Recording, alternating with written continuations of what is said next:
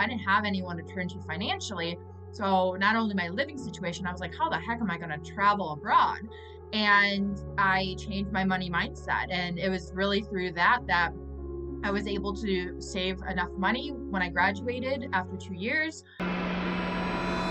Someone that I went to high school with was volunteering for some organization, and she saw that I was in that region. And she said, oh, you should check out this country, Macedonia. I had never really heard of it. And I was like, sure, I'll go there. Everything from the culture to the price to the food, how affordable it, like everything, the nature, the beaches, just the spirituality, a lot of stuff. I just really loved Thailand a lot. So I kept gravitating back towards it. Why someone should take the leap and go and travel is because you just never know how you're going to be transformed or impacted on a trip. And all it takes is sometimes one trip to meet a certain person, to hear a certain story, to see a certain sight, to have a certain experience. Welcome to the Winging It Travel podcast with me, James Hammond, where every Monday I'll be joined by guests to talk about their travel stories, travel tips, backpacking advice, and so much more. Right now, I'm taking the podcast on the road travelling with me, so tune in every week for short form episodes detailing all my travels alongside my Monday guest episode. Are you a backpacker, traveller, gap year student, or simply someone who loves to travel? Then this is the podcast for you. This is a casual, informative podcast designed for you to inspire you to travel. There'll be stories to tell, tips to share, and experiences to inspire. Welcome to the show. Let's get into the episode. Hello and welcome to this week's episode where I'm joined by Sahara Rose De Vore, who is a certified wellness travel coach, author, avid traveller, speaker, and founder of the Travel Coach Network. Sahara Rose has written the book Hey You, Just Go, which inspires people to travel. She also gave a talk to TEDx last October. Can't wait to hear about that. Of course, we're going to hear about her main business of being a wellness travel coach and consultant, which spans the corporate sector and other people like us. To date, Sahara Rose has travelled to 84 countries, which is amazing. So a lot to get stuck into today. Sahara Rose, welcome to the show. How you doing? Good. Thank you, James, for having me. I'm excited to chat with you today. Yeah, really excited about this. Please tell the listeners where you're based right now. Yeah, well, I'm back in my hometown of Milwaukee, Wisconsin. Yes, I've been around the globe, but I'm back to the cold and back to my hometown in the States. Are you a Milwaukee Bucks fan? Basketball? Yeah, I'm not like a crazy fan, but I Right. do love watching the games. They're a good team. Oh yeah, awesome team. Champions for years ago, right? So yeah. That's kind of where I found out about Milwaukee, actually, if I'm honest. I didn't know much about it before then. Yeah, I was gonna say Giannis put Milwaukee essentially on the map. I was in Israel one time and sitting on a rooftop in Tel Aviv, and a guy from Greece was sitting next to me, and I was like, usually I say like Chicago or somewhere in northern Yeah. US, and he's like, I'm like Milwaukee, and he's like, Giannis, yeah, I know.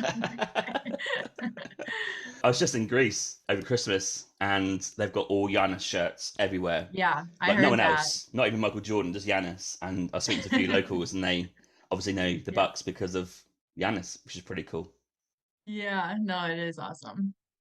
Okay, so early life, we're going to get stuck into your travel bug, how you got that going. Where did you grow up early doors? Yeah, I mean, I'm from here and I grew up with as an only child to a single mom. And we were in a very middle class family. My grandmother's was from Mexico. So we were a very small family. And my grandfather's side of the family was from the French region of Canada. But most of his family was scattered elsewhere. So I grew up in a smaller family. We didn't travel very much at all. Our version of travel was we got in the big family van and drove every summer down to the south of Texas and then over to Mexico to visit my grandmother's family who lived in southern Texas and Mexico. My mom says we went to Canada, but I don't really remember that one. Yeah. But that was our extension of traveling when I was younger. I didn't think twice about people going abroad or all these other countries around the world until I got a bit older. Do you know what? That's a familiar story with a lot of Americans who come onto the podcast, especially about getting in the van, driving somewhere. That's quite a popular thing to do. The gas in the US is so cheap compared to like Europe or here. Here's not too bad, but like Australia, New Zealand, real expensive. But here in US, it just seems to be the viable thing to do, at least. A little bit, yeah, a little bit cheaper, but also the US is so vast. It's Mm, such a big country and it's expensive to fly. So that's also why I traveled abroad more, and we can talk more about that, than I had in the States. I haven't traveled that much of the States because it cost me like twice as much to mm. travel within the States than to go to another country. So, and so yeah, since my family didn't we didn't have very much money growing up, that there was no concept. My grandmother passed away a couple of years ago, and she was never on a plane in her life. Oh, Like wow. no one in my family flew. No one in my family traveled for business. Like no one was a traveler. So I have no idea. I'm an anomaly of my family. Do you know what? We have exactly the same story. Oh, really? My mum was a single mum growing up. I saw my dad, obviously, the weekends or every weekend, whatever it was back in the day. But they have both never travelled on a plane, only internally in UK. And that'd be driving, of course. Flying, you wouldn't really fly in UK because it's so small. You just drive to anywhere you want to go. So yeah, we do have similar stories in terms of like it's quite hard to work out why are we doing what we're doing now compared to what if you actually looked at the history and looked at the family. Hmm. Even like none of my family even went to university. So like when my sister and me went, that's the first time. No one ever owned anything. Like very poor, like lower middle class family.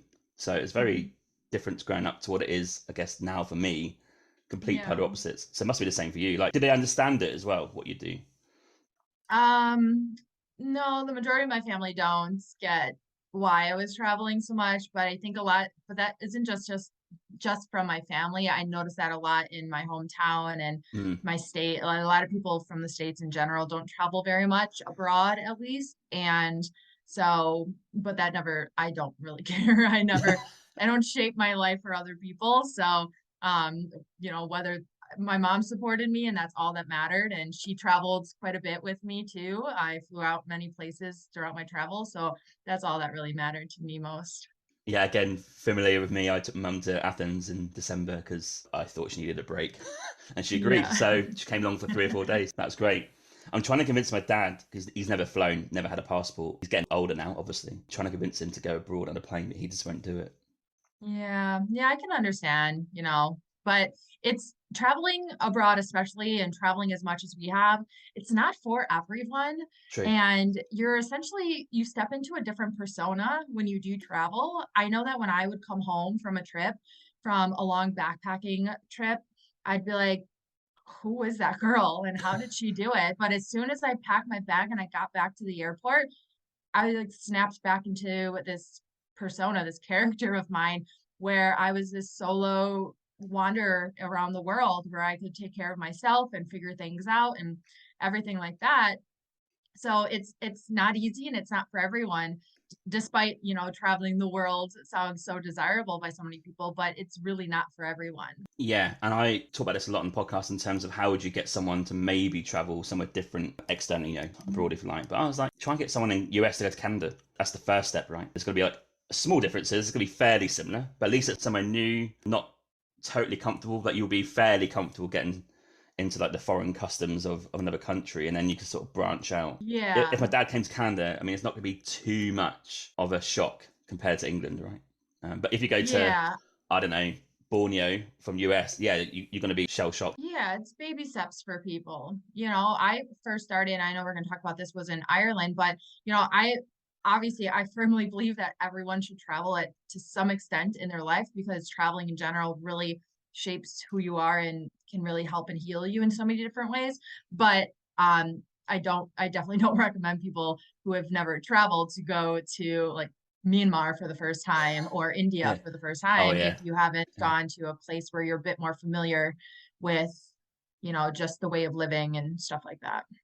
Okay, I've got a question about that further Yeah. on about the culture shock, and I want to hear what if you had one before. But before we get stuck into that, where did the travel bug interest in travel really come into the fore growing up?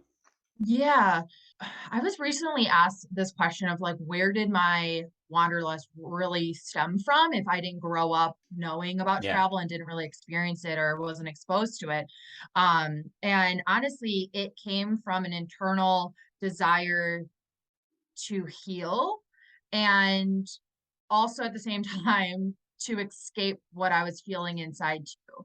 And we hear that often with traveling is like people escape. well, go on an escape or escape away or like get away. But it's like, what are you actually escaping from? And that was where my feeling for travel was coming from. So when I was in third year of university, I changed parts of the states and went back to the region where I'm from.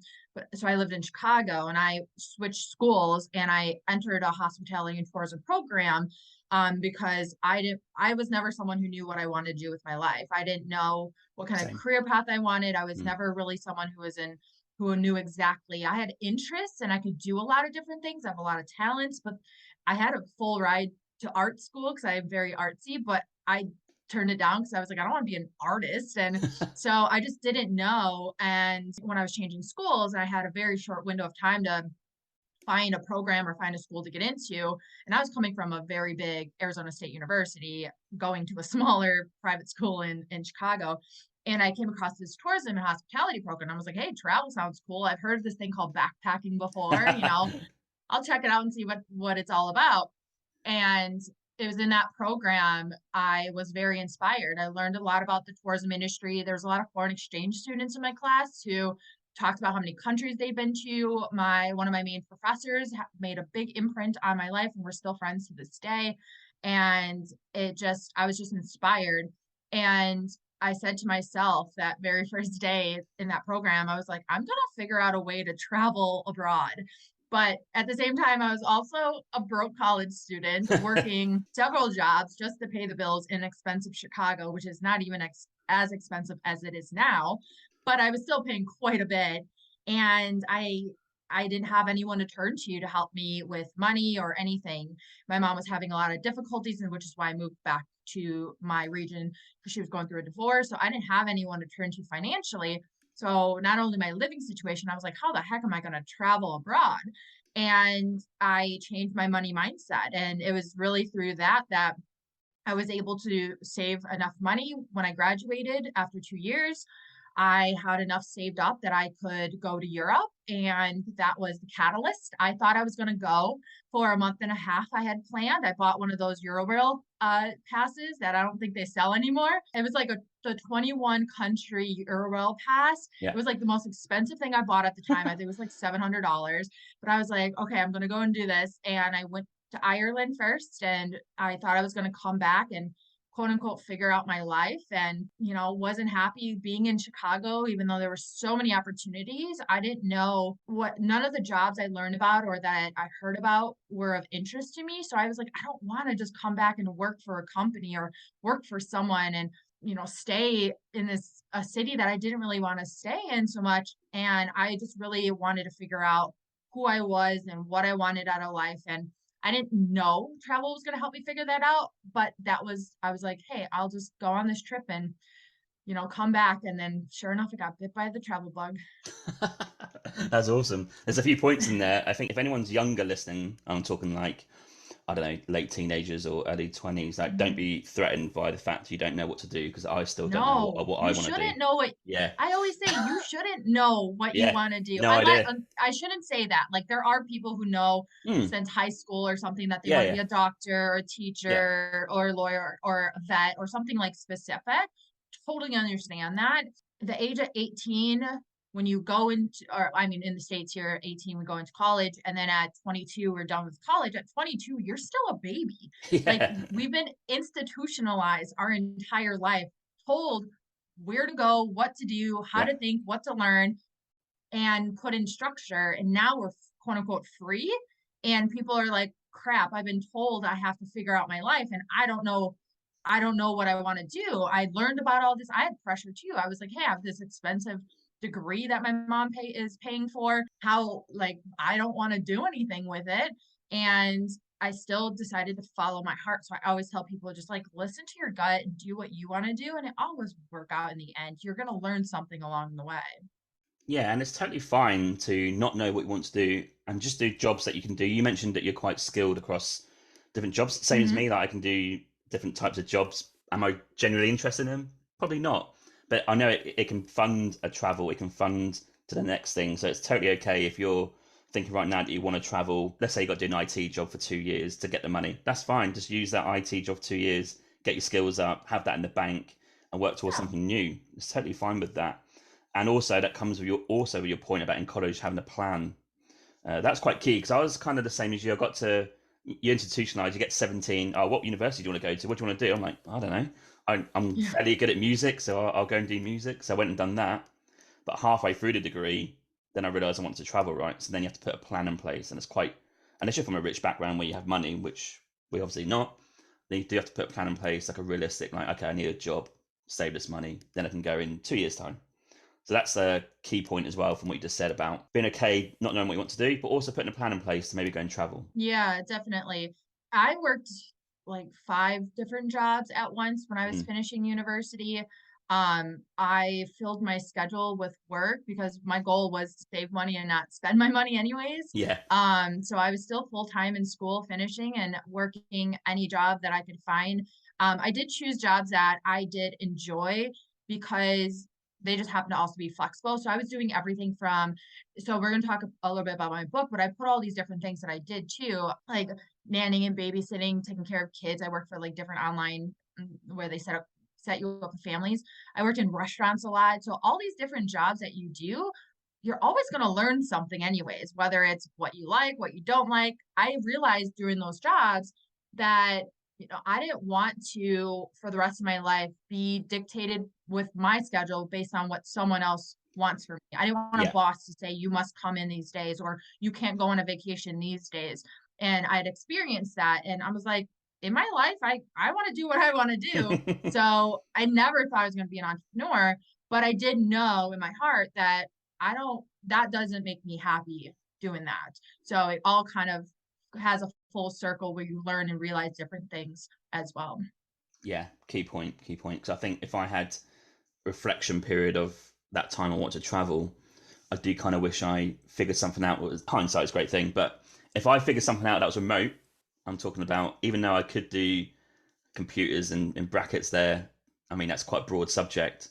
But if you're listening right now and you've got a skill and you can do something that's anywhere, doesn't it's not location dependent, that really is a great skill to have if you want to travel medium to long term as well, because that can Mhm. get you abroad somewhere new, but also working whilst trying to figure something out. So that's another key skill if people can grasp that.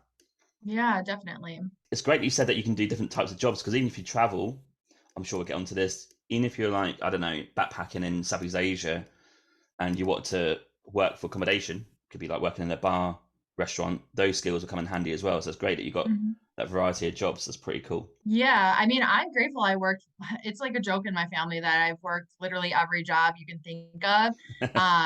I've sold newspapers, Yeah.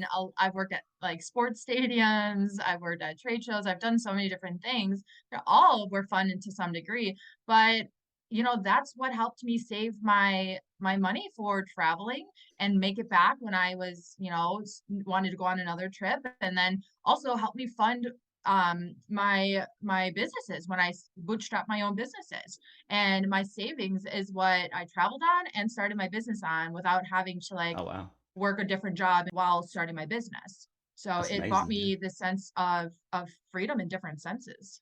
that's amazing. Yeah, I love hearing stories like that. If I see anything on social media, I share those immediately because I just love hearing like how people navigate from what you say is like the institutionalized way of growing up to being kind of free and doing Mhm. those type of like jobs and schemes and businesses. That's great. Yeah, I do love sharing those sort of things. Okay, and before we get stuck into your, I called it a decade of travel in the notes. I think you described that's kind of the span of time where you Yeah. try most countries. Is it okay to ask about quite important subject in college? You did suffer some panic attacks and also slight bits of Yeah. depression, and how that maybe can affect your future going forward. Like, how did you overcome that to go traveling? Yeah, so I've always struggled with a generalized anxiety disorder, and it got worse when I was in college because I was overworking myself because Mhm. I had a main goal in mind, but also working in the restaurant industry. I was in very high-end, expensive restaurants in Chicago that were nuts of all hours. So I wasn't sleeping properly, I wasn't taking care of myself properly. I didn't know how to say no to a shift, and granted, I made a lot of money, but at the same time, I wasn't, putting myself first. But so my anxiety was getting worse. But it was also the fact that I was, had these pressures of like, school's finishing. What do I want to do? Where do I want to live? the city's so expensive, stuff like that. So I started suffering from some anxiety attacks during that time. And essentially, I realized that this lifestyle, is enough. I made the money I need, and I, did had the goals in mind that I reached. And now it's time for me to go and do what makes me truly happy, which is travel. So I was working for it, and my gift to myself was to go and, explore the world and to give myself time and grace to figure that all out. And so one of the reasons I was traveling was because I was struggling with really bad mental health, and my mind was going to dark places, and I just couldn't see a positive future because there's just a lot at 22 years old that's being thrown at you, I Mm, can't imagine how it is now at 22 with social media and everything too. yeah, That's insane. yeah. So, but when I was 22, just finishing college, I needed to some soul searching, and I needed to figure out my life. And again, I didn't know that travel was going to be that my greatest like therapy, but I just decided to go on this trip and see what happens, and fell in love with how it was helping me. And I mean, to this day, I still have anxiety, but it's nothing compared to what it was before. And my travels has helped me learn to cope and manage it. And also, it taught me a lot about myself and my anxiety. So I knew how certain places would make me feel, like if there was too many people around, or, too chaotic or too noisy of a city. And so I would always really go to places where there's bodies of water, where I love quaint little non-touristy towns where I can just live like a local. I like places where I'm not looked at or recognized, like despite being a TEDx talk and a speaker and running a business and my face being out there, I actually am a very introverted person Yeah, tell me who, about it. Yeah. I always say if I had a superpower, I would turn invisible because I don't like attention. And I had to learn to manage that because I'm a 6 foot tall girl from the States who stands out in several countries around the world. So I had to learn to deal with the cultural differences of, being looked at and stared at and stuff like that. And wasn't my favorite part of travel, but it helped me manage my anxiety and find, ways to cope and stuff. It's like the lessons that you learn when you travel, right? I don't know when you must have traveled pre-smartphones, right? Because I traveled first Yeah, really yeah. pre-smartphone. I don't want to harp on about it like too much Yeah. because fairly long time ago, but that did make a difference. Because imagine you're traveling for the first time now with your smartphone. I just think it maybe wouldn't be as surprising for you. You might have seen like a reel on Instagram about Bangkok and like, oh yeah, I saw that, and it's just not as surprising. What will be surprising is the life skills you needed to navigate a place, right? And how to maybe barter in some Asian countries or try and figure out where to stay. So you do learn those lessons. But back when we traveled Yeah. then, it was even more of a lesson in life, really, about, oh God, I have to do that. I need to do this. I need to say this. It's quite interesting. Yeah, but I'm a big believer in the way that travel used to be because I was like that. When I started traveling, I had a flip phone that didn't turn on for service, and Yeah. I literally knocked on accommodation doors to see if they had a bed for me to sleep in. There was no booking.com, there was nothing, Mm. an app. It wasn't until my later years that I had some sort of navigation, but I still didn't really use any of that stuff. Until booking.com, and then I did book accommodations because I was like, I had too many experiences being left out in the rain. Um, but all of that is a part of how transformative travel can be for you. Like being independent, figuring things out, learning navigation. There's so much research behind how these things can spark cognitive differences in your head, Mm. improve your brain health, your social skills, learning all these skills, but yet now everyone just turns to a phone and wonders why people lack all these other skills. Like, travel can really do so much for us. So any time I recommend to people, like ask someone for directions, ask people for recommendation. We don't have to turn to the internet for every single thing when it comes to travel. Travel's holistic, and there's so many different benefits if we go back to the roots of how we travel and why we travel. Yeah, absolutely right. I had a moment in Greece where I ran out of data. The phone is a big question.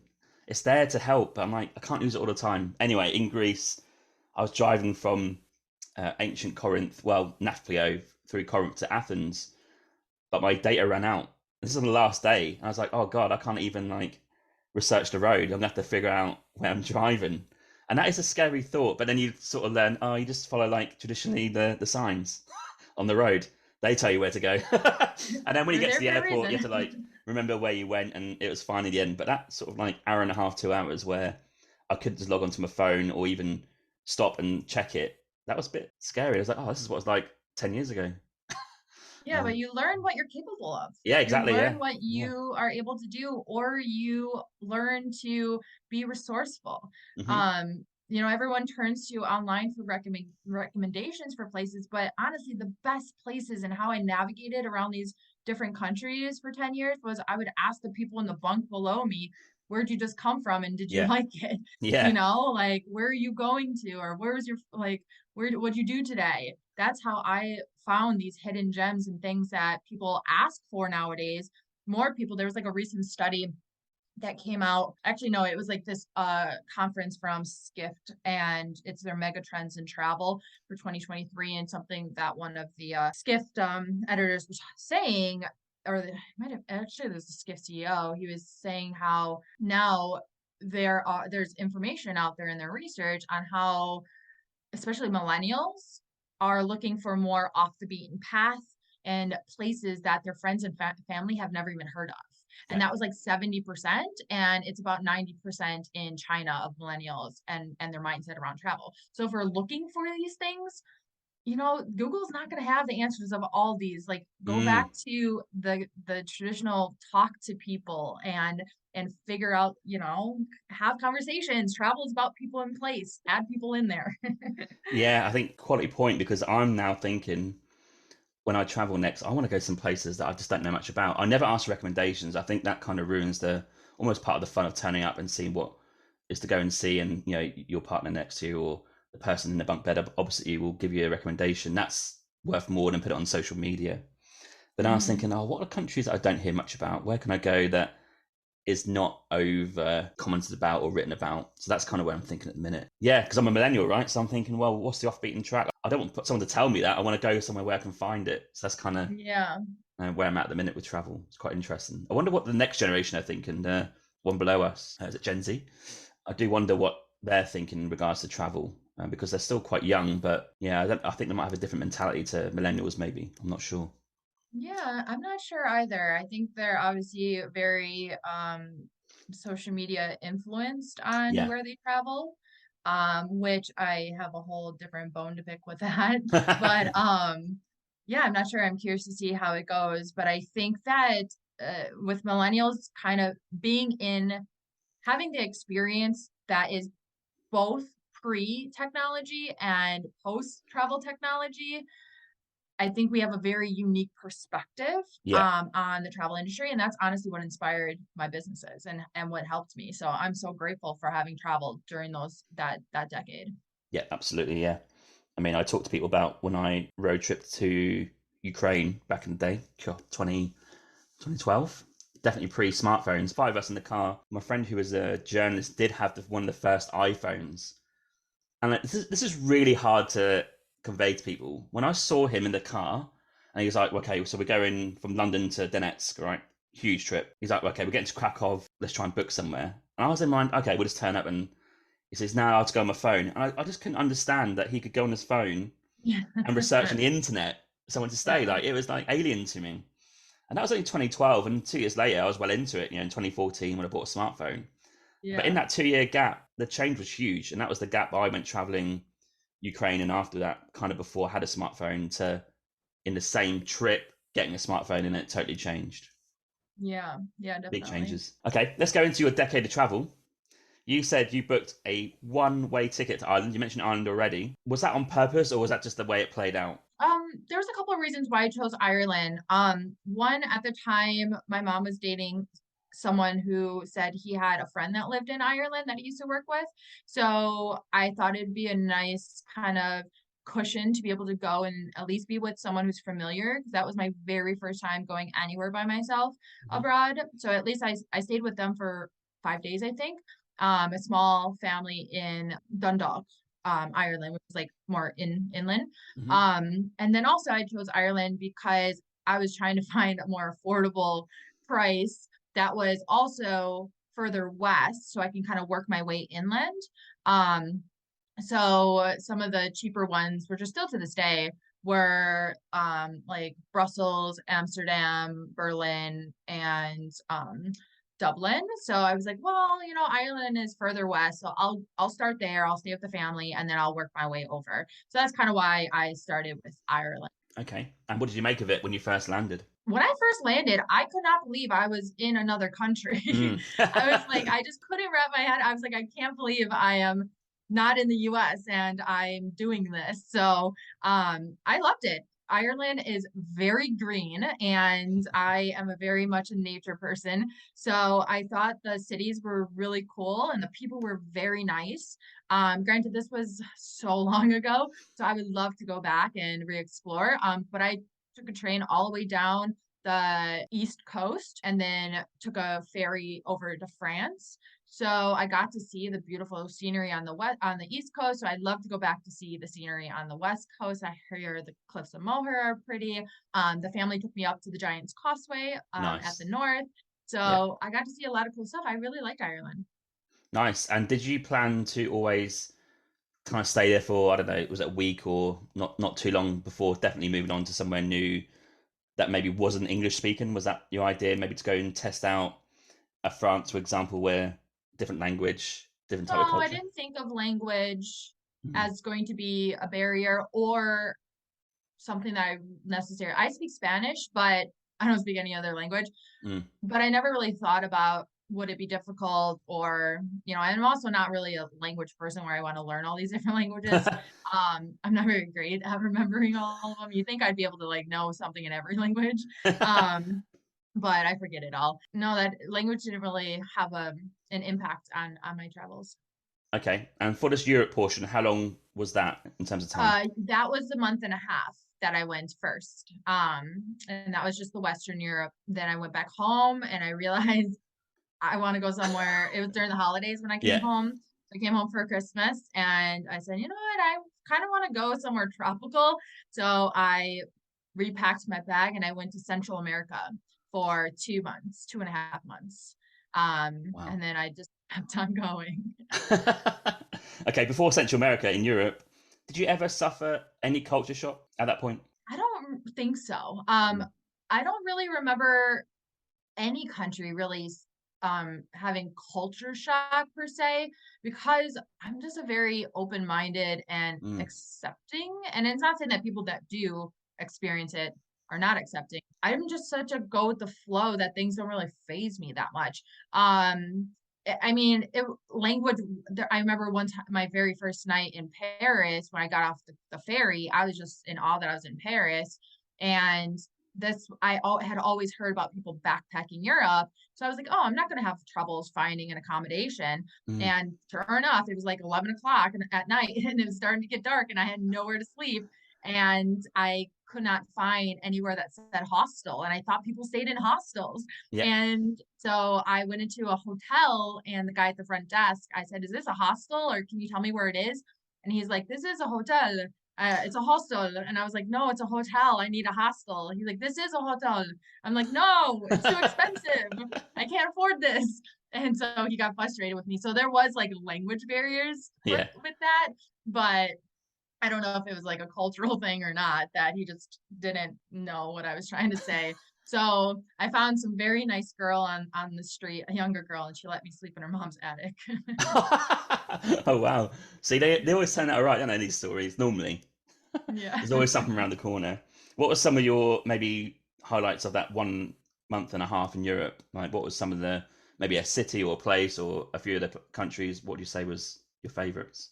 Yeah, someone that I went to high school with was volunteering for some organization, and she saw that I was in that region. And she said, oh, you should check out this country, Macedonia. I had never really heard of Oh, it. yeah. And I was like, sure, I'll go there. She said, I stayed in this place called Lake Ohrid.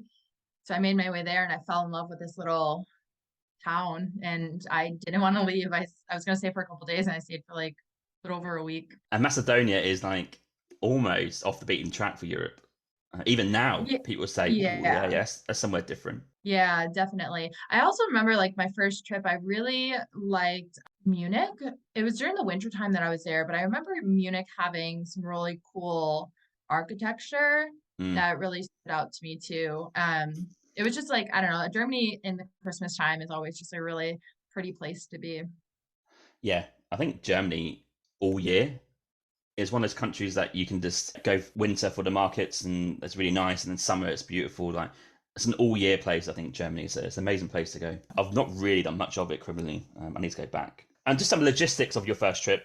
I think people are keen to hear if they're going their first trip. What were your sort of like travel logistics in terms of like you want to stay in hostels? Did you have a budget as well? Like did you have, or was it all a learning process of just trying to work things out? Yeah, I had a budget in mind. I wasn't on a strict budget, but I was obviously trying to travel as cheap as I could. Yeah. I had a range in mind. I would look at my bank account and I said, if I'm getting close to this number, I'll reassess what I'm doing. And if I want to go home to go back to a job, I never worked while I traveled, Hmm. but I was like, I'll go home, maybe I'll make some more money. But so that first trip, I did get the Euro pass. Yeah. I stayed in hostels. I just found hostels along the way that most cities were easy to find hostels. Hmm. France or Paris, I just had troubles.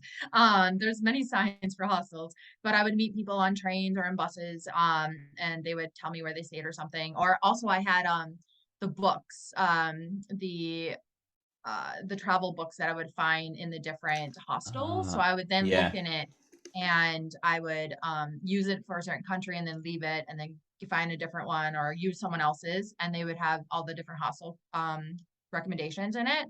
I loved staying in hostels. Hostels get a really bad rap because of the movie, but yes, there's some really crummy ones out there, but there's also some really incredible ones too that Absolutely. Yeah, yeah. you'd be amazed by how affordable or cheap they are. Like I've stayed in hostels where they're like, "Yeah, pay us whatever you want." And I stayed like at a Yeah. castle one time and they're like, "Pay whatever you feel like paying today."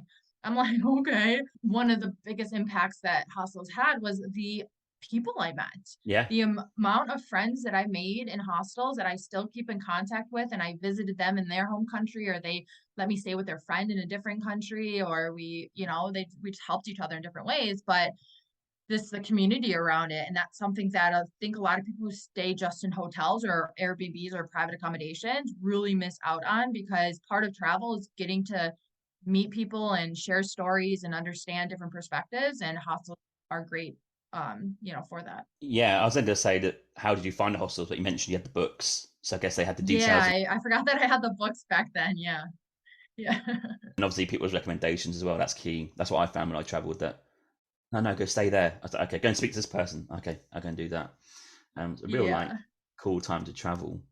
Unfortunately, I think hostels are Greece as an example, even Europe, they're starting to become a little bit expensive in terms of the price of an Airbnb. So when you get like a couple who are probably going to stay in a private dorm, normally in a hostel, and meet people, and they weigh up, oh, but an Airbnb apartment is like cheaper. That's a problem. Yeah, it depends. It depends on what you feel like doing too. So there's definitely times that I stayed in a private accommodations or I stayed in, a separate private thing.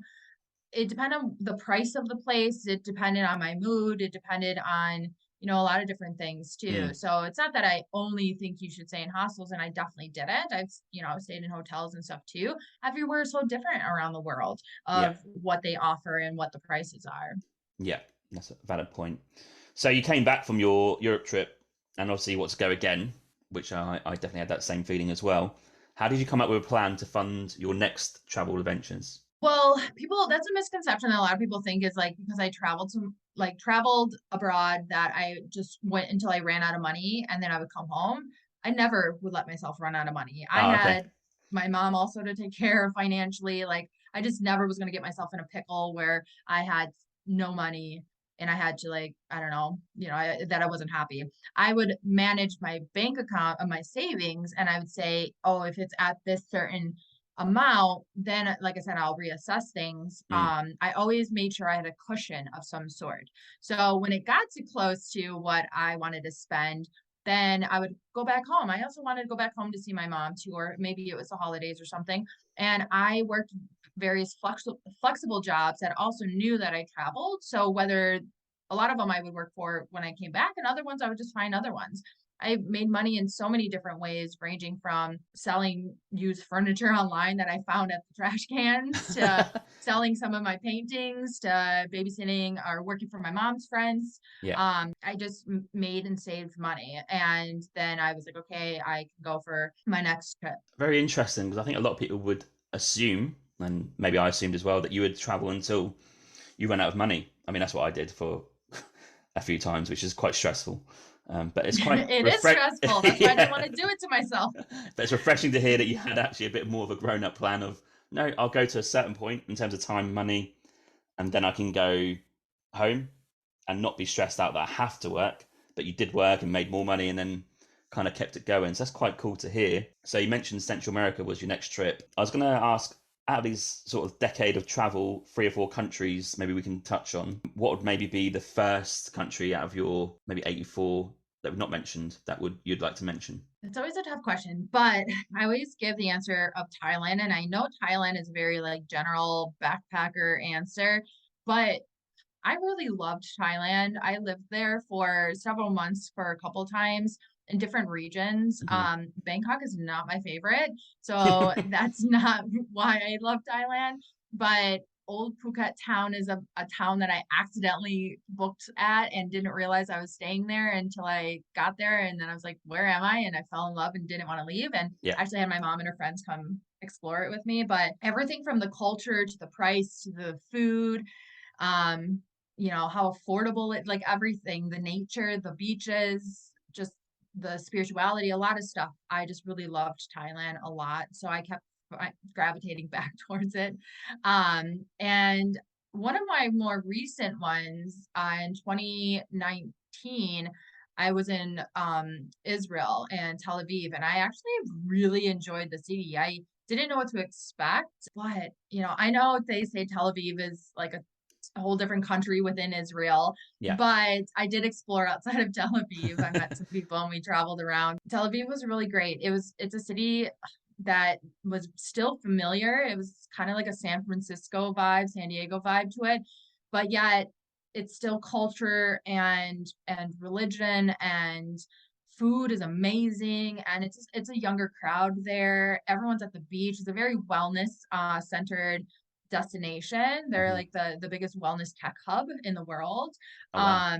So everyone has this like healthy lifestyle, and just really liked it. Okay. And for Thailand, you explored, I guess you went back a few times, like the whole country. What maybe, because Thailand is written about a lot and it's known about a lot, and I love Thailand as well. But maybe like 3 things there that maybe you wouldn't maybe necessarily read or hear about, that maybe your favorites, or maybe what you call hidden gems. Yeah, like I said, Old Phuket town is somewhere that I really loved. Phuket is kind of like a little island. Mm. And there's different parts of it. And I thought I was going to a different part of Phuket. And when I booked this accommodation and it took me down there, it's like a little colonial town with colorful buildings, and it's quaint and it's like artsy and it's not touristy. And then I discovered that you can take a tuk tuk, and they tell you the name of the beaches at the top of the tuk tuk, and you just get off 50 for 50 cents. You get off at the beach. Yeah. And then I thought I was going to one beach, and guess we passed it, and it was the end of the ride, and the driver's like, what are you doing on the truck still? And I'm like, I'm going to this beach. And he's like, yeah, that was like way back there. So he's like, this beach is nice, just go here. So I like fell in love with this other beach that I magically found. So I definitely really liked there. Oh, and there's this another place. Oh my goodness, the name is escaping me, but I crossed the border from another country, and we were on a truck, and the people on the truck with me were like, oh, we're going to the airport. This little airport was in this little town, and I had no idea where I was going in Thailand at this time. And it was getting late, and they're like, well, we booked this room in this place, maybe there's a room for you too. And this was like far off the path of like Hmm. Phuket and Bangkok and stuff. And I went in, and they had a hotel, and it was a first time in a while that I had like a private room with a TV, a big bed, air conditioning. everything. There wasn't much in town, but it was like a nice refresher. There's just these little Chiang Mai is a great place. They have Yeah. some of the best outdoor markets as well. Yeah. Yeah. Yeah. And that's something that Thailand I love is their Sunday markets, their night markets. You got to come hungry because there's so much to I know. try. And it's the best way to eat, I think, in Thailand. Oh my gosh, it's so cheap. There's so much. That old Phuket town that I was saying, they have a wonderful night market too, but they're all over the place. Yeah. I think me and my friend landed in Bangkok, jet lagged, and I was pretty culture shocked with Bangkok. I was like, whoa, what is this place? But we took a wander down the Bangkok is street. like a Yeah. whole nother country within Thailand. But I Bangkok's love it though. I do love it nuts. there. I do love it. And we found this like random market off the street and had a green curry, and that was amazing. Central America, you mentioned as well, or the Americas. As you speak Spanish, like how was that in terms of traveling? Because that Spanish covers a lot of countries where you can navigate pretty easily. But Yeah.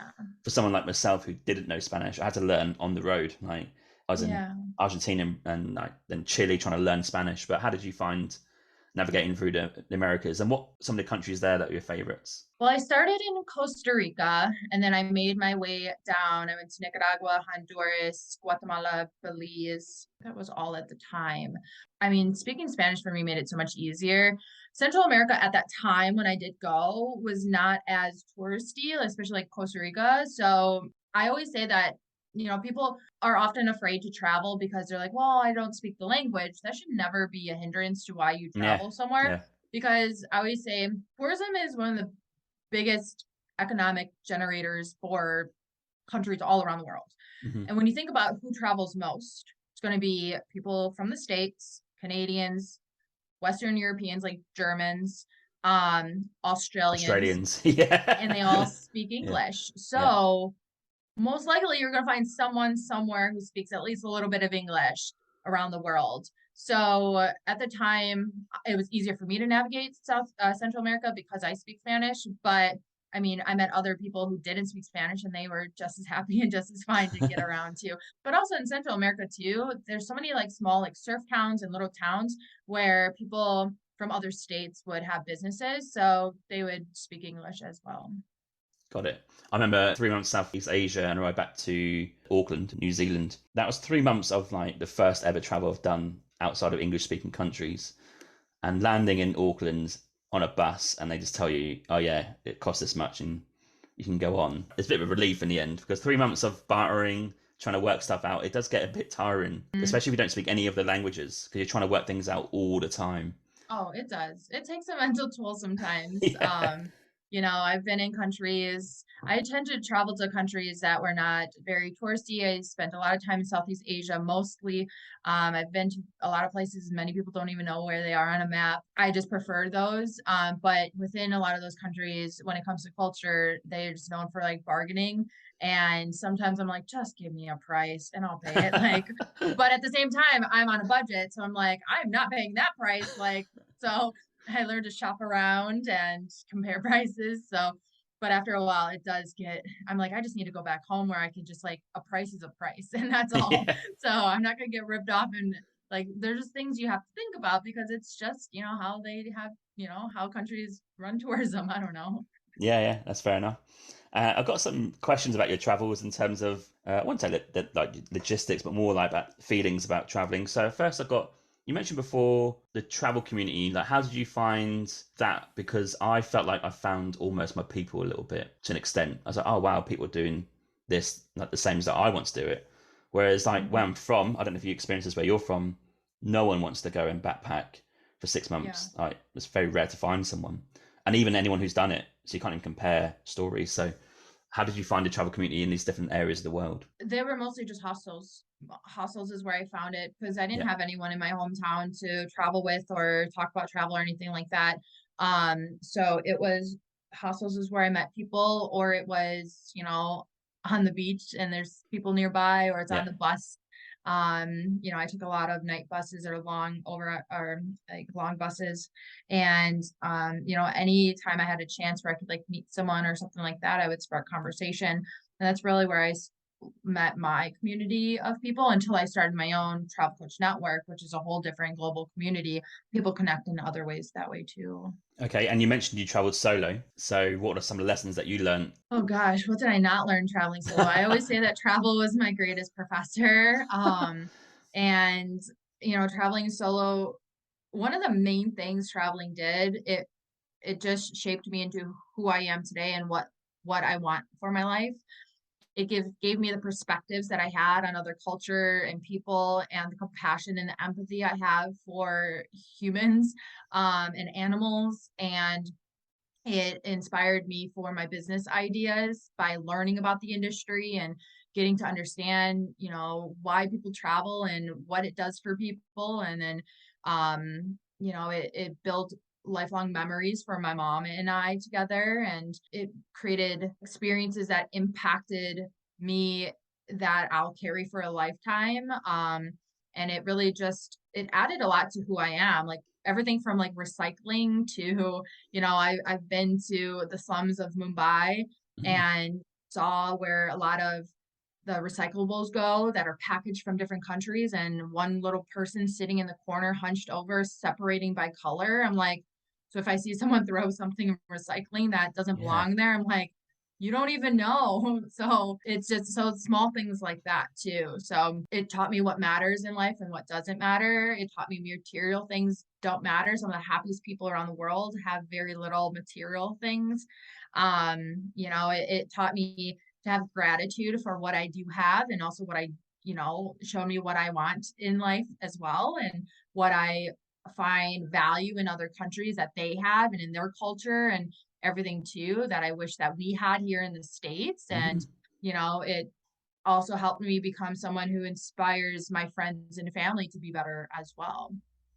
Yeah, they're all key lessons, aren't they, that you do learn. Oh, absolutely. I don't say how you can fail to learn them, really. I mean, unless you travel sheltered, which is quite hard, like hotels and maybe don't meet people. Yeah, that's quite a key lesson that I've learned from traveling. And it's also going to lead us nicely into the travel coach network that you Mhm. now run. How did traveling, first of all, made you realize, oh, okay, this is something that I want to go into in terms of a career, but also trying to help people? How did that integrate itself? Yeah. So since I graduated with a degree in hospitality and tourism management in 2010, I I was very underwhelmed by the career options at the time. Yeah. Yes, there were a lot of different choices, especially living in a big touristy city like Chicago, but none of them really aligned with what I felt was right for me. And so for a lot of the almost the 10 years traveling, I still struggled to figure out my career path. I knew I didn't want to be certain things. I didn't want to be a travel agent with my anxiety. I didn't like having responsibility for someone else's itinerary Yeah. and what could go wrong and stuff. It just never interested me. Of course, I had experience doing it for friends and family, but I'm not much of a writer. Despite having a book, I don't really enjoy it. And I didn't want to be a travel writer. So all these different jobs I heard about that the industry said, if you like travel, you have to work in a hotel, be a flight attendant, be a travel agent, or whatever it might be. I'm like, no, but what else? Like, if I don't like any of those, what else can I do? Well, get paid to travel for business. Yeah, I've already met a lot of business travelers who are envious of me and my journey and don't get to do any of that. So now what else can I do? So for so long, the industry said, with the rise of social media and technology, I learned a lot of things and saw a lot of things in the industry for jobs, but still none of them aligned. So I said to myself, and again, I said in the beginning of this interview, I never thought I was going to be an entrepreneur because I didn't find what I was looking for. And now I felt like I had to create whatever it is I think I am looking for. And when I gave myself grace and said, by the time I'm 30, I'll wait till I'm 30. When I'm 30, I'll quote unquote figure out like my career path. And sure enough, 30 came around and I was in the north of Spain, and first time I ever brought a small laptop with me. And I opened it up and I was like, okay, how do you start an online business, or what online businesses do people do or make money online? I was just Googling all these things. And I came across the coaching industry was really booming. I was like, wow, this is like, there's a lot of different types of coaches out there. I never thought of that before. And I said, that's it. I want to be a travel coach. I didn't see it anywhere. I didn't hear it anywhere. I didn't care that I didn't see or hear it anywhere. In my heart, I was like, kind of combines everything that I've been trying to look for. And so I was like, well, what do I want to do as a travel coach? And my passion was helping companies. I wanted companies to realize the value that travel has Mm. because I saw problems in the industry while I was traveling of people quitting the 9 to 5 to travel, quitting the corporate job to Yeah. travel. And I said, well, this is a problem for companies.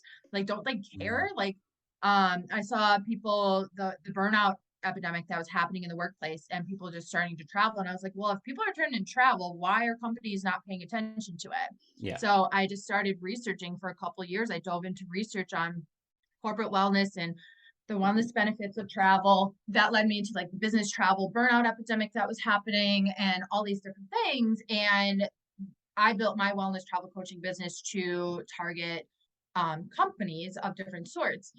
But then at the same time, when I started talking about wellness travel coaching, I had other people online reaching out who were like, oh, what is travel coaching? I might be interested. I might be already doing that. I didn't have a place to send them to because I was kind of Yeah. figuring and building it my own. Not saying I was the first one to do travel coaching, but all I had found, I didn't actually Google it. I didn't Google travel coaching until after I registered my business and I kept getting a couple questions about travel coaching. I was like, hey, like, I'm sure they would have gone to Google first before messaging me. So let me go to Google and see what comes up. And the majority of what came up were travel coach buses. And there was a couple, I remember there was like an article from 2010, because at the time it was 2018. And there was an article about like the potential growth of travel coaching. And just there was a couple of people. But it was mostly like travel agents also saying travel coach on their websites, Yeah. but that didn't stop me. And it clicked, and I said, I'm going to create a platform for travel coaches to learn how to become one and grow and build their own business that aligns with what they're looking for in their life, just like what I am doing for my own, because I struggled for so long to figure out my career path in travel. And that was kind of the catalyst in 2018 and 2019 to both my wellness travel coaching and also the Travel Coach Network. Right. So how do you go into business and help them with the travel aspect? Do you advise like in terms of like maybe offering I really don't know much about it. So is it like sabbaticals or is it like paid leave? Is it trying to encourage teams to go and travel together and work remotely somewhere? Like how would you go in and help those businesses?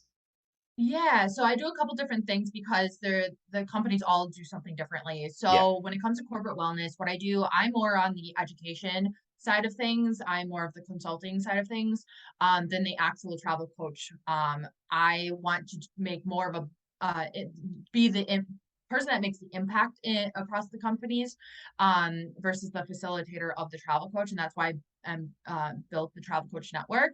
But what I do is for corporate wellness is help them figure out what does their vacation policies look like, Hmm. what does their company culture look like centered around travel and vacations, what do they offer, whether it's sabbaticals.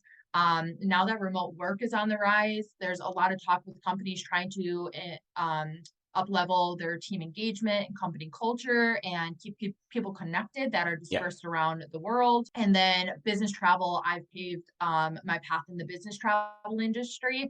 And just like there was a burnout epidemic happening in the workplace, there was also a burnout epidemic happening in the business traveler industry that were Okay. among their road warriors, which are people Yeah. who I guess they define who take more than 12 trips a year. They were traveling so much that they were having, all these medical issues and mental health issues and, burnout and all this different stuff.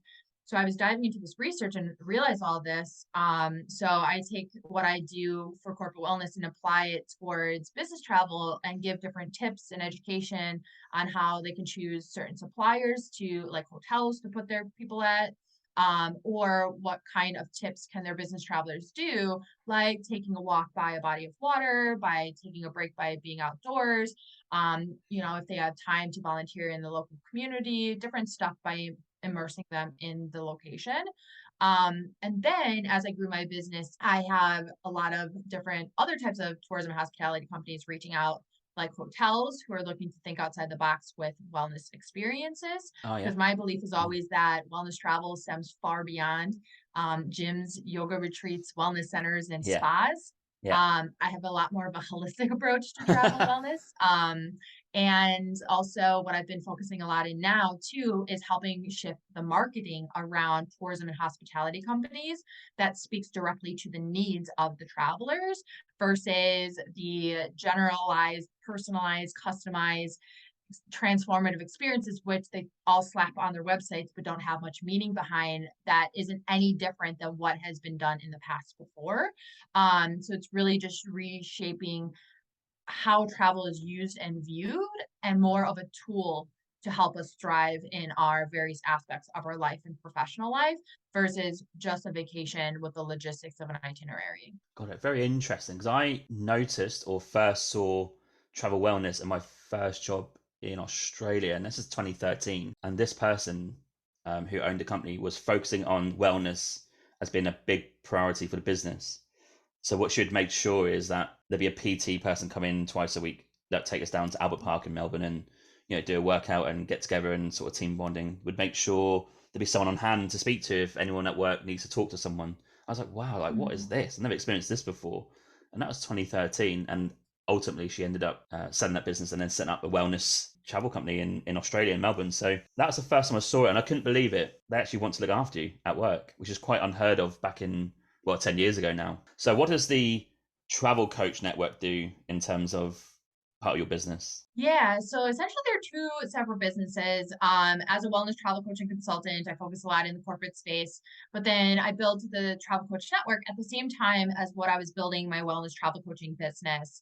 And I built it because I wanted to be able to educate, empower, inspire, and guide other travel lovers, travel experts to build their dream travel related business, whether they wanted to be a travel coach on its own or they wanted to combine travel coaching with their current role, whether they're a life coach, travel agent. The list is growing. I'm learning more and more what people want to combine Yeah. travel with through my network. But I started with what was just called the Travel Coach Program.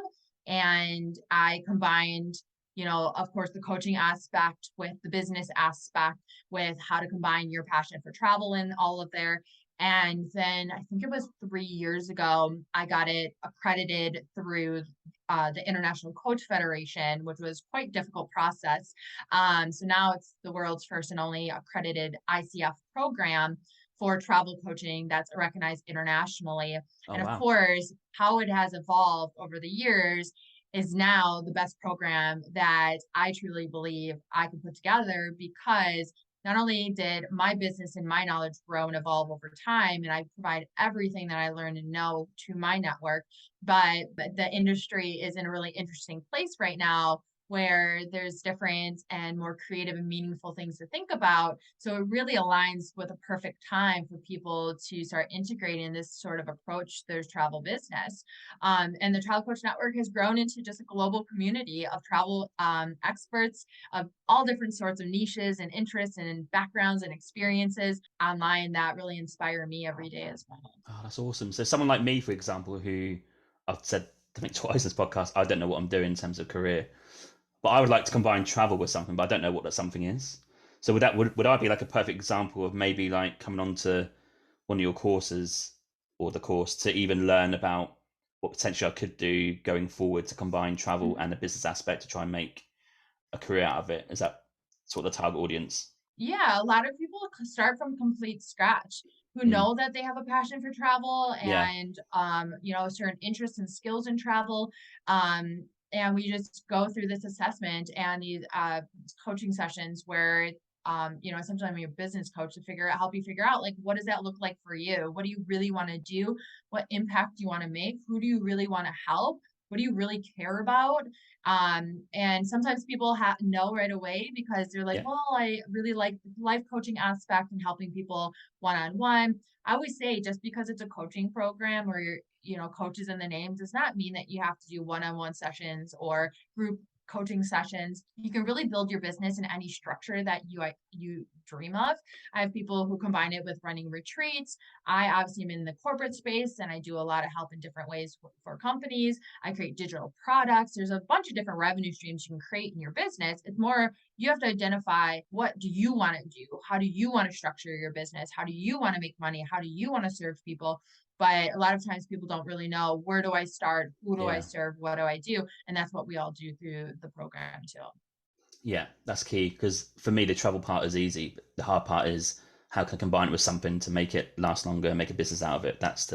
For me personally, that's the tough question that I don't know the answer Yeah, and that's okay. It takes time. to. And what I always say to people who don't really know, one of my favorite things to do, because this helped me a lot, was what I say, do your research. Whether it's a certain industry that you think you're interested in, like when I noticed a problem in the industry of people quitting their corporate job, and I dove into research on what are companies doing, I fell in love with that whole concept. But if you do your research by reading articles and watching webinars in the travel related space or any industry you might be interested in, if you can find a void, a problem, a shortage in it, then that could be your aha moment. You can either do something better than someone's already done, or you can fill a void where there's a void that exists. And that's kind of what I've done as a wellness travel coach, because in the wellness space, the wellness travel industry is built on the spa industry. So anything around wellness tourism was talked about, gyms and spas and Pelotons in the rooms and aromatherapy in the bathtub and all this stuff that I don't really care about. And I backed that by research on how travel can be help people improve their well-being, and ran with that. So you have to start with, like, what do you believe in? What do you want people to know and believe in? And what kind of problems or voids do you see that you can fill? And that's around if you are not really sure what you want to do yet. Awesome. Great advice. Okay. And one quick question, which maybe is an interesting question. COVID, did that kind of help you in a way? Because the work culture changed, right? That's the biggest change that I've seen in my lifetime. Mhm. The fact that you think back to pre-COVID and you were saying to people, maybe you can work at home one day a week. That seemed like a huge thing back in the day. But now it's like the norm where you work full time at home. So was that a big change in how you saw your business developing? Yeah, COVID actually really helped both of my businesses a lot. Yeah. I, was never really busier than 2020, and it really kind of was the catalyst to everything that I'm doing now. And I know a lot of travel related businesses, or almost all of them, really struggled during that time, but I developed business models and ideas that were untraditional to the Hmm. tourism industry, or non-traditional. So when it came to the Travel Coach Network, the pandemic was a time where people wanted to invest in education. So they also had a lot of time on their hands to Yeah. take programs and research and stuff like that. But also travel agents and a lot of travel professionals, or people who were working for a travel company who no longer had work or weren't very busy, had time to rethink their values of what they were doing before. Even though they were in the travel space because they love it, they either fell into it because they felt like the industry said it's the only thing that is an option. So they came into the Travel Coach Network, and that's where I saw a huge influx of travel agents and travel advisors come in too. But then on the other side of my corporate side is in wellness travel coaching, concepts like wellness, sustainability, all of these were catapulted to the forefront of what companies now say they care about. Yeah. And that's not going to go away. Hmm. And the whole thing of remote work, which I already knew was going to happen in the space, is now something that companies are trying to figure out. How do they make this, longevity in their Hmm. company? It really helped the travel and tourism and hospitality space in general, despite, all the negative things that happened in it and at that time. If it didn't happen, things like transformation through travel, or this new holistic approach to wellness travel, or a regenerative tourism, or responsible tourism, or sustainable tourism, all of these topics would be like a slug, like dragging behind, because that's what was happening pre-pandemic. I was in the wellness travel space, in the business travel space, and they were like, Yeah. yeah, wellness, sure, maybe. We know we have a burnout, but we'll see what happens. Oh, that's interesting. Fast forward, pandemic happens and everyone's like, yep, wellness, great, let's go. So it's like it lit a fire under these really important topics that people cared about the whole time, but corporations didn't. Yeah. So now there's more opportunity and more creativity and more innovation and more thinking outside the box. And that those years also companies, business owners, CEOs, all of these executives had time to listen to what other people were saying and talking about. So it was a really great time to just get your message out there. And so because of all of that, it really helped my business. Yeah, I think corporations were, I would argue, a bit scared because for the first time, the employee gets a say now. Well, okay, I'll go to this company because they offer this wellness perspective. They can say no now, whereas before maybe they're a bit stuck. But now there's more choice. Like if you've got companies adopting this approach and they're offering you a better package for the same job, and you've got a corporation that doesn't change, then I think a lot of people are going to go, well, do you know what? I'm going to go over there.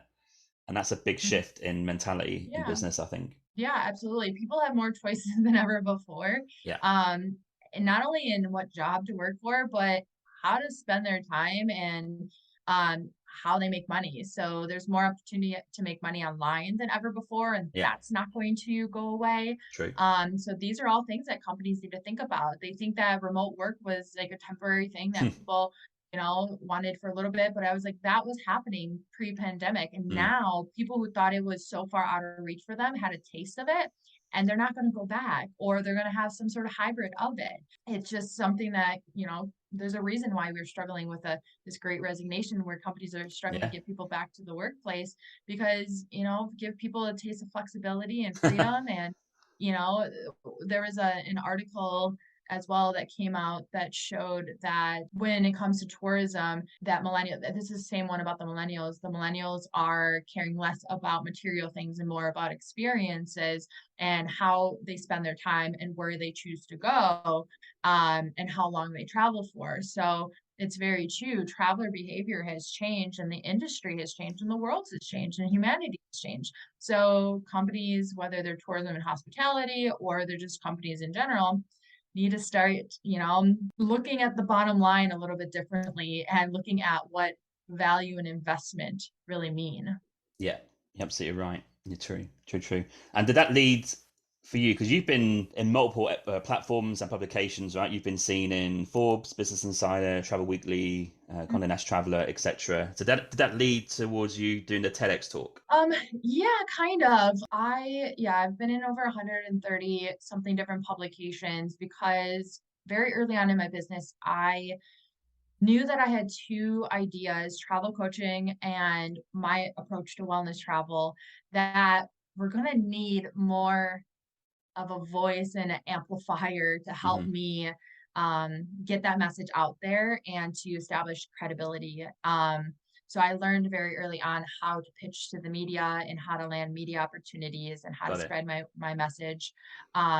So it's also a very fun way to, run your business and interviews and even podcasts like this. It's just like a fun thing to do. Yeah. Um, but when it came to leading to my TED Talk, of course, any credibility helps you in general. But having pitched to the media and been in different articles and given different parts of my perspectives and stories and ideas, that all helped me shape what I was going to talk about in my TED Talk and got me to think deeper and more strategic about it. Because I actually pitched to TEDx like I think 2018, 2019. Um, and obviously it was crickets. So I am really glad that I got turned down then because the messaging that I have now, not that my Yes. messaging has changed, but my strategy on who I'm trying to reach and why I'm doing a TEDx is very different from my message or what I would have done back then or what I would have talked about back then. And so I'm a firm believer that everything happens for a reason. That with like research and just, I knew I was going to give a TEDx at some point in my career path, but then just putting yourself out there and, doing the research on who to reach out to and what events are being held and where and everything too. I pitched to a couple different locations and happened to be that I was connected in the one in my hometown, which worked out. And what was the subject that you mainly talked about in your TEDx talk? Yeah, the theme for their event was community. Hmm. So there was so many different talks on a wide range of ideas on community. But for me, I was obviously going to make it travel related. So my subject was how embracing travel can help build happier and more united communities, both in and outside of the workplace. Okay, and that can be found, I guess, on YouTube or their Yep, TEDx it's on YouTube. website as well. Yeah, it's on my website, and it's also my website, sahararose.travels.com. It's on that one. And it's on YouTube in their TEDx. So you can just put in Sahara Rose TEDx. My quick question about TEDx is, how did you get onto TEDx? So you do pitch to them with an idea of what to Mhm. speak about. Yep, yep. So I came across their website that said what the theme was and the date was. And so I pitched the idea. I don't remember if they had, I don't think they didn't have a form. I just sent it to the contact Hmm. of what my structure of it would be. And I didn't hear back for a really long time. So I was like, I for sure did not get it. And that's okay. Yeah. And then sure enough, one day I had the email. Wow. Okay. And what was the experience like, actually, very quickly, about getting up on stage and talking? Like, how did you find that? Well, I speak a lot already around the nation for different associations. So I speak a lot for the Global Business Travel Association. I speak for ProcureCon. I speak virtually for a lot of events, on stage for different events. I host a lot of events myself, so I'm pretty used to it. It wasn't that it was a presentation and the stage, it was just the fact that it was a TEDx that Yeah. was more nerve-wracking than anything. Yeah, it's a name, right? Okay. Yeah. Okay. And the final thing we're going to talk about before we get to where we can find you on social media, websites, etc., is your book, Hey You, Just Go. So this is a book, maybe we can get to know you and about your travels that you mentioned, 84 countries. So is it essentially a travel book in terms of what you experience on the road? So my Hey You Just Go, one of the very first things I did in business in general was write that, was because I had a lot of people asking me how I was able to travel, what tips I have, Hmm.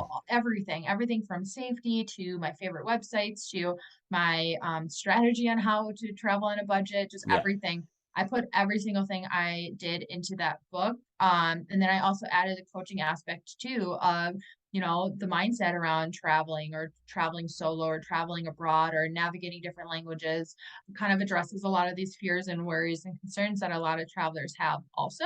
I give a lot of tips on, what kind of different ideas to make money, to save up. I do, even though I never worked while traveling, I give different tips on different options to travel and make money on there. The idea for my book actually stemmed. I used to have a blog, which is still up, but I haven't touched it in a while. But one of my I started the blog just to let my mom know I was live in different countries because this is when we still had to pay like money to use a computer in an accommodation or something. So I didn't have a smartphone to like message her or something.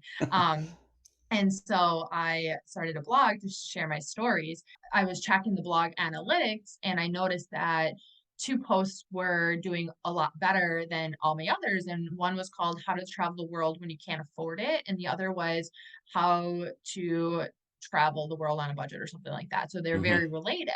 And the analytics were like far more than the others. And so I just took that framework and I just expanded upon it and turned it into my book. Wow. And it's obviously available across all. It's on Amazon.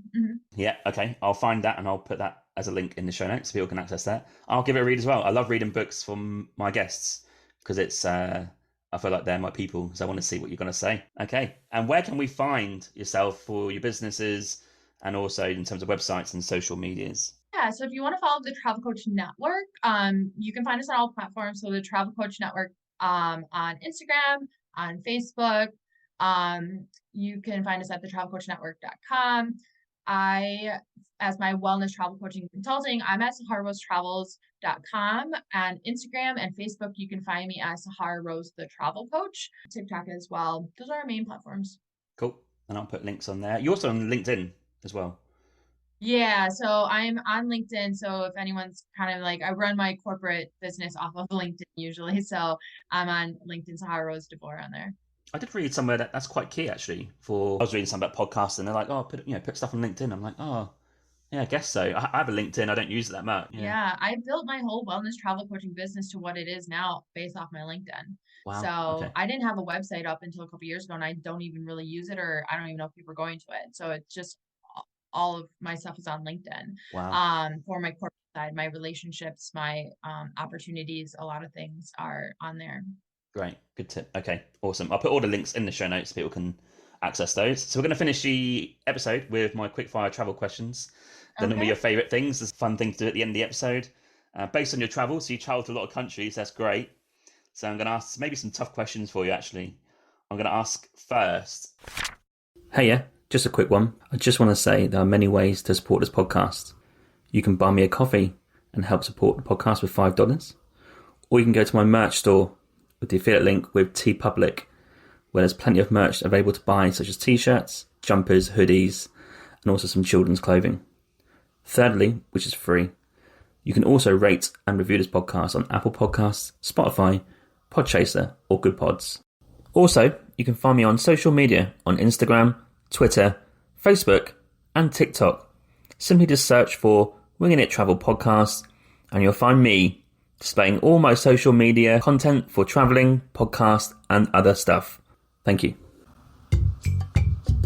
It's travel question time. Your favorite 3 countries that you traveled to? So I mentioned a couple of them already. So Thailand and Israel, and then the Philippines. Nice. Okay. And 3 countries that you've not traveled to that's on your hit list? Antarctica, the Maldives, and Tasmania. Oh, nice. Okay. What about top 3 favorite cuisines or foods that you've experienced on your travels? I don't know the names of them, but in the Philippines, there's this like pastry that's flaky and it sounds really weird, but it has like some sort of Parmesan cheese or something on top and Yeah. it's crystallized and it has Wow. like cream on the inside. It's so good. Thailand, and this is not really like cuisine, but I love their iced coffees with the sweet and condensed milk that they Oh, make on yeah. the streets for Yeah. like $1. Yeah. They're so good. And then also one of my favorite things, honestly, about traveling is the amount of fresh fruit around the world. So I am obsessed with smoothies when I travel, if Hmm. like when I'm in Southeast Asia. And so when I go to Bali in particular, there's always like the most amazing cheap fresh fruits. Okay. Do you drink coffee? Yeah. Okay. So you can have one city in the world to drink a coffee and watch the world go by. Where are you going to sit? I would do that in a place I find super interesting, actually, of like just people watching is in Vietnam, in Ho Chi Minh City. Oh, wow. Yeah. The amount of things that people do and how chaotic the city can be, that's an interesting place just to sit back and watch. Okay. And do you have like a favorite coffee in terms of like a country? Like, is there a country's coffee that's your favorite? Honestly, probably Thailand because it's sweet. I like coffee, but I don't like like the coffee. You like the So sugar? I need sugar and I need cream and milk. I need stuff in it. Okay, that's good. It's interesting. What about a country that you traveled to that's been the best value for the dollar? Like, where has it gone the furthest? Literally like Thailand. Thailand, it takes a lot to spend money there. Like it's just so cheap and Bali as well. Like Hmm. Indonesia in general. Like you can live off of like $10 a day in these countries with food and everything too. Okay. And what about 3 favorite cities worldwide that you experienced? Let's see, I really liked Cusco. Peru was Ah, a one of my cool favorites. city. Yeah, yeah, Yeah. So when you're not dying from walking uphill in high elevation all the time, altitude, yeah. it's a pretty enjoyable city. Yeah. Um, Another really cool city, like I said, Tel Aviv, I think is very Yeah. underrated by tourists. That's a cool city. And oh, I was in Bariloche in the southern part, the Patagonian region of Argentina, Yeah. and that is stunning down there with the mountains and the Yeah. lake, everything too. That's amazing. Love to go down there. Okay. What is the most unique country do you think you traveled to? Probably Myanmar, Oh, Burma. yeah. Yeah. Yeah, that's quite unique. Okay. And what about a favorite landmark? Can be nature or man-made? The skyline in New Zealand, in Auckland, Oh, is, yeah. yeah, we took a Yeah. boat to an island and you can see the Look at that. skyline and just being like super cool with the architecture and the building where people bungee jump or jump off or Yeah, yeah, jump yeah, off of it, whatever yeah. that is. Okay, that's cool. And yeah, let's do your favorite lake. I don't think anyone has ever heard of this, but it's called Inle Lake Inle Lake in Myanmar, and Yeah, it's yeah. a very small dirt town, and they have this beautiful lake where I think it literally cost me like $3 for the whole day. I had this private canoe. This guy like canoed me around. But you wake up at sunrise and you go on the lake, and you can't see the difference between where the lake meets the sky because it's like one giant sunset Whoa. color, and it's just so calm and pristine. And there are men who are on these skinny long boats, and they wear these orange jumpsuits, and they carry these like umbrella shaped nets, and it's iconic, and people go to take pictures and stuff, and they're just on the lake. So they paddled me around, and I got to visit the villages that are on stilts, and you go in there and they have different shops of different sorts and stuff too, of things they make. But I thought that's a really cool lake. Okay, interesting. What about one view that you could only see for the rest of time? That's hard. It honestly would probably just be my two options are a beach, a beach person. I'm an Aquarius. I am drawn to water. I love it. But also a lake with the mountains, where like the mountains reflect on the lake. Hmm. And I don't know if that's just more my artistic view that loves it, but I like if you picture like Banff, Canada, where it's like Yeah, reflecting. So I've always unreal. gone to places where I can go and see. So I just love that scenery. Okay. Any travel plans this year? My travel plans now are just mostly domestic travel for speaking, and I do have some in mind, maybe London and stuff for some conferences, Hmm. but I'm getting married this year, so we're Oh, planning on doing Italy. yeah. So maybe Italy will be in there. Dream Depends on how place. busy we are. Yeah. Okay. The final question, which I didn't ask earlier because I thought I'd save it to the end, is there's two pronged to it. So, what is the purpose of travel? And also, if you could give a few lines as to why someone right now listening who's maybe a bit nervous about to go travel or doesn't know how to, like, why should they make the leap and go and travel the world? Yeah, well, the purpose of travel really is to help you define who you are and live the life that you want to have, just because of all the different things it can bring for you.